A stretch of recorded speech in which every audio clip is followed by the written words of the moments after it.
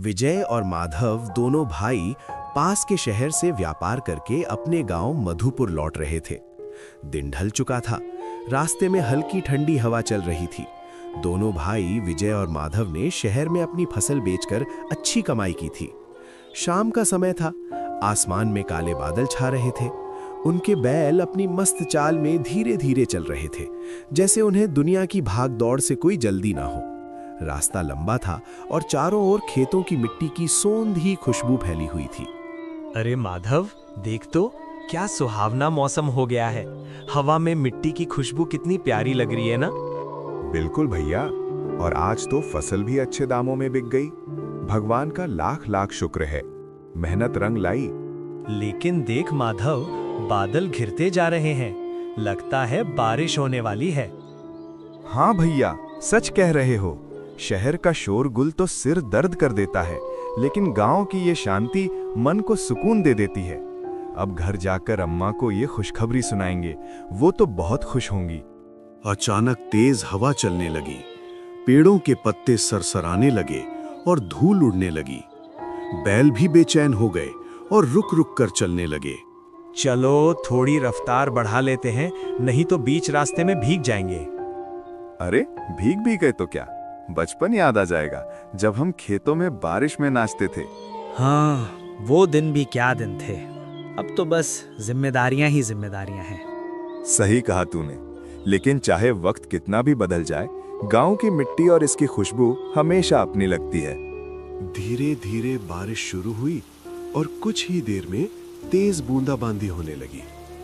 दोनों भाई अपने सिर पर कपड़ा डालकर खामोशी से इधर उधर देखने लगे, कहीं शरण मिल जाए। लगता है ऊपर वाले ने आज खूब बरसने की ठान ली है। बैल बेचैन हैं, धीरे चलाना पड़ेगा। वो आगे कुछ रोशनी सी दिख रही है, शायद कोई घर या चौपाल हो। अगर वहीं तक पहुंच जाएं तो रुक सकते हैं। हाँ, मुझे भी दिख रही है। चलो उसी ओर बढ़ते हैं, पर जरा संभल कर। भैया, बैल बार बार रुक रहे हैं, कहीं कुछ महसूस तो नहीं कर रहे? जानवरों को तो पहले ही आभास हो जाता है ना। अरे माधव, तू भी ना, शायद बिजली की आवाज से घबरा गए होंगे। अब लौटने का भी तो रास्ता नहीं दिख रहा। चलो रोशनी तक पहुंचते हैं, शायद मदद मिल जाए। पता नहीं भैया, ये रास्ता कुछ जाना पहचाना नहीं लग रहा। उम्मीद है भैया, वरना ये इलाका डराने लगा है। डर मत, मैं हूं तेरे साथ। जो भी होगा साथ झेल लेंगे। रोशनी की दिशा में मुड़ती बैलगाड़ी की धूल अब पानी में बदल रही थी। मौसम की गूंगी सरगर्मी के बावजूद किसी अनजाने सुकून की हल्की सी अनुभूति मन में उजागर हो रही थी। वे बैलगाड़ी को रोशनी की ओर मोड़ते रहे। बारिश इतनी ज्यादा हो रही थी कि कच्चा रास्ता कीचड़ में बदल गया था और बैलों के पैर मिट्टी में धंसते जा रहे थे, जिस कारण बैल बड़ी मुश्किल से चल रहे थे। बहुत मशक्कत के बाद वे धीरे धीरे एक छोटे से गांव में पहुंचे। गांव छोटा था पर साफ सुथरा दिख रहा था। कुछ घरों से मध्यम रोशनी और धुआं निकल रहा था। गांव में घुसते ही दोनों भाइयों को एक बुजुर्ग आदमी दिखाई दिया, जो अपने घर के बाहर दरवाजे पर बैठा था और उसके बगल में एक लालटेन जली हुई थी। बुजुर्ग आदमी ने दोनों भाइयों को ध्यान से देखा और फिर धीरे धीरे मुस्कुराए। उस मुस्कान में एक अजीब सा रहस्य छिपा हुआ था। नमस्ते बाबा, हम पास के शहर से अपने गांव लौट रहे थे। अचानक रास्ते में बारिश आ गई तो यहाँ रुकना पड़ गया। अरे बेटा, कोई बात नहीं। ऐसी रातों में राहगीरों को आसरा देना ही तो इंसानियत है। अंदर आओ, भीग गए हो दोनों। धन्यवाद बाबा। रास्ता इतना कीचड़ भरा हो गया कि बैल भी थक गए हैं। लगा अब कहीं रुकने की जगह नहीं मिलेगी। हाँ, इस इलाके का मौसम बड़ा नटखट है। कभी चुप रहता है, कभी अचानक बरस पड़ता है। कुछ क्षणों तक वो यूं ही देखता रहा, फिर अचानक उठा और अपने घर की ओर मुड़ गया। उसने इशारे से दोनों भाइयों को भी अपने घर में रुकने के लिए कहा। घर काफी पुराना था, मगर साफ सुथरा और व्यवस्थित। दीवारें मिट्टी की थीं और छत खपरेल की, जिन पर बारिश की बूंदें मध्यम लय में गिरकर एक विचित्र संगीत सा रच रही थीं। भीतर एक लालटेन जल रही थी, जिसकी मध्यम रोशनी पूरे घर में एक रहस्यमयी माहौल बना रही थी। हवा में पुराने समय किसी नमी और मिट्टी की गंध तैर रही थी, जैसे ये घर अब भी अपने अतीत की यादों में सांस ले रहा हो। चलो आग के पास बैठ जाओ, बदन सुखा लो। आपका गांव बड़ा शांत है बाबा। बाहर से लगा जैसे यहाँ कोई रहता ही नहीं। रहता हूँ बेटा, मैं और कुछ पुराने लोग। बाकी तो सब अपने अपने भाग्य के साथ चले गए। चले गए मतलब गांव छोड़ दिया उन्होंने? कुछ ने गांव छोड़ा, कुछ को गांव ने छोड़ दिया। पर तुम लोग थके लग रहे हो, पहले गर्म पानी ले लो। लेकिन आपने कहा कि गांव ने छोड़ दिया, आपका मतलब क्या है? कुछ बातें वक्त आने पर ही समझ में आती हैं। फिलहाल तुम आराम कर लो, रात अभी लंबी है। बेटा, इस गांव की मिट्टी में कई कहानियां दबी हैं। जो यहाँ रहता है वो उन कहानियों का हिस्सा बन जाता है, चाहे वो चाहे या ना चाहे। लोग कहते हैं ये गांव बरसों पहले उजड़ गया था, लेकिन कुछ आत्माएं अब भी यहाँ भटकती हैं।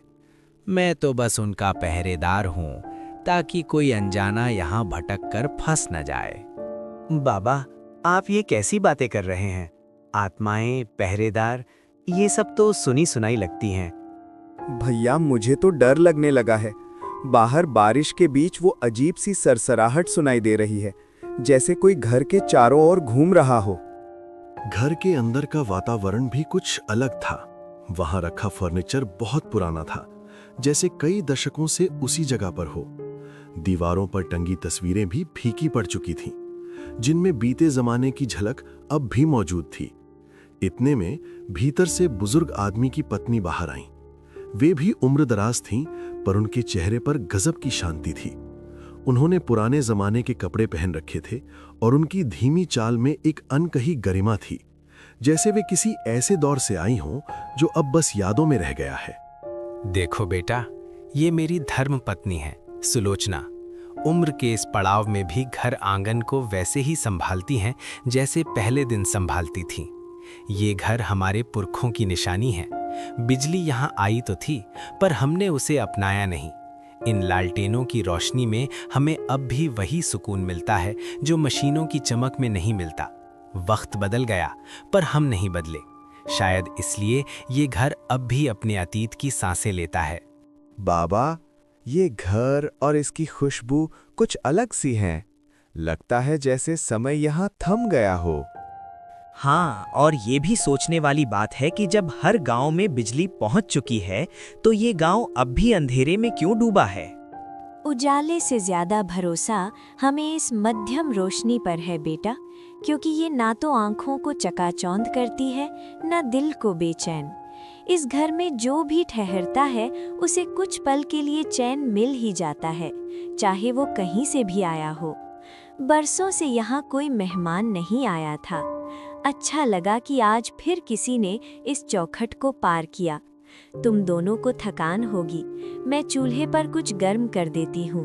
इतना कहकर बुजुर्ग महिला रसोई की ओर चली गई। उनके जाते ही बुजुर्ग आदमी ने दोनों भाइयों को बैठने का इशारा किया।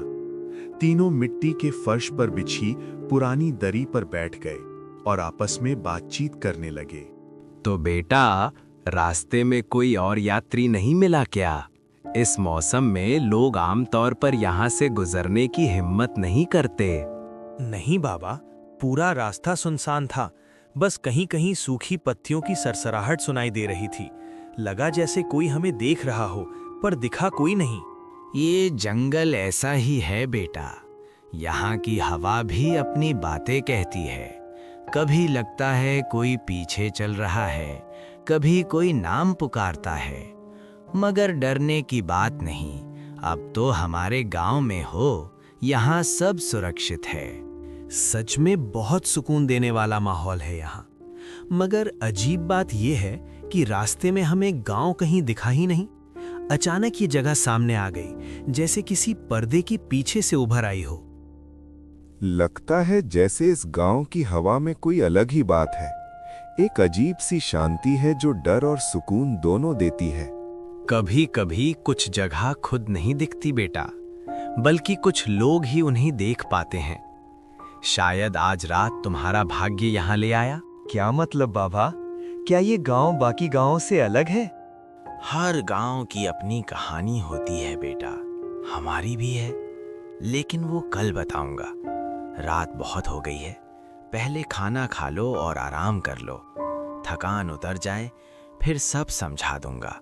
बातचीत का सिलसिला कुछ देर चला ही था कि रसोई से बर्तनों की हल्की आवाजें आने लगीं और थोड़ी देर बाद बुजुर्ग महिला खाना लेकर आ गई। थालियों में रखा खाना देखने में साधारण था, पर उसमें एक अजीब सा स्वाद था, जैसे उसमें पुराने जमाने के मसाले हों या कुछ ऐसा जो अब के समय में इस्तेमाल नहीं होता।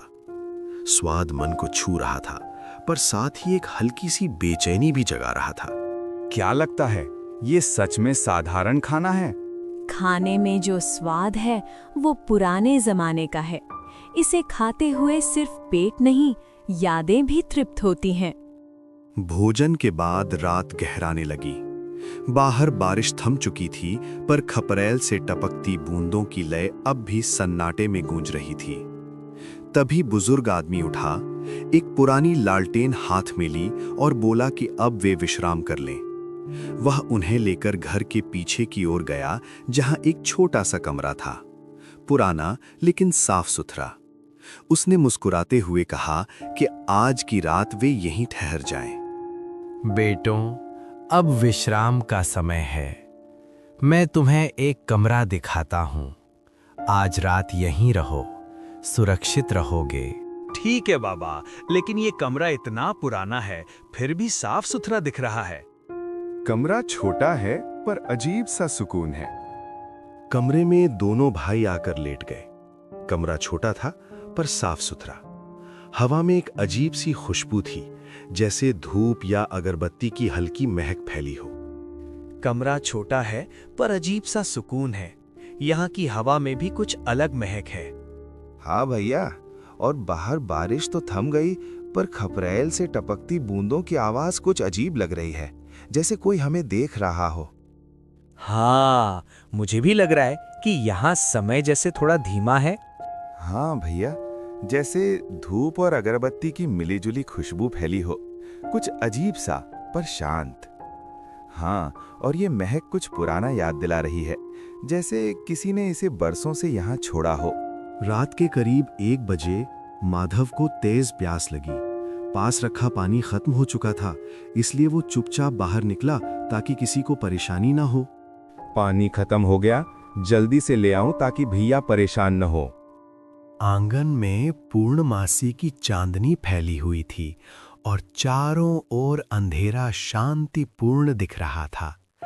आंगन के बीचों बीच एक छोटा सा पुराना कुआं था, जिसके चारों ओर पत्थर लगे थे। जब माधव ने कुएं में झांका और पानी निकालने की कोशिश की, तो कुएं के अंदर से अजीब सुनी आवाजें आईं, पहले धीमी फिर और साफ। हवा में अचानक एक ठंडी सिहरन दौड़ गई और चांद की रोशनी मानो एक पल के लिए घट गई। माधव ने फिर से ध्यान से सुना और उसके दिल की धड़कन तेज हो गई। कुएं के अंधेरे में कुछ भी दिखाई नहीं दे रहा था, फिर भी वहां किसी अविचलित मौन का एहसास था, जैसे कोई मौजूद हो और परछाई की तरह दम ले रहा हो। तभी बिल्कुल उसके ठीक पीछे से धीमे से कोई आवाज गूंजी। ये रात, ये चांदनी, सब कुछ अपने हिसाब से बोलती है। माधव ने डरकर धीरे धीरे मुड़कर पीछे देखा तो बुजुर्ग आदमी वहां खड़ा था। चांदनी की रोशनी में उसका चेहरा बिल्कुल सफेद दिख रहा था और उसकी आंखें अजीब तरीके से चमक रही थीं। अजीब है, कुएं से कुछ आवाजें आ रही हैं, पहले तो हल्की, फिर धीरे धीरे साफ। ये क्या है? यहाँ जो दिखाई देता है वो हमेशा सच नहीं होता, लेकिन तुम डर मत, बस ध्यान से देखो और सुनो। माधव के रोम रोम में सिहरन दौड़ गई। बुजुर्ग आदमी की आंखों में एक रहस्यमयी चमक थी और उसकी बातें सुनकर ऐसा लग रहा था जैसे वो कुछ और ही कह रहा हो।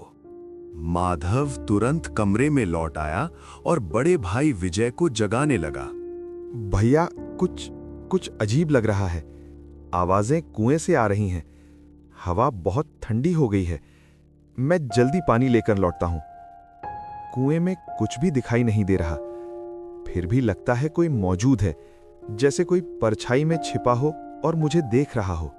उसने विस्तार से बताया कि कुएं से आती आवाजें, बुजुर्ग आदमी का अजीब व्यवहार और उसकी डरावनी बातें सब कुछ बेहद असामान्य और भयभीत करने वाली थीं।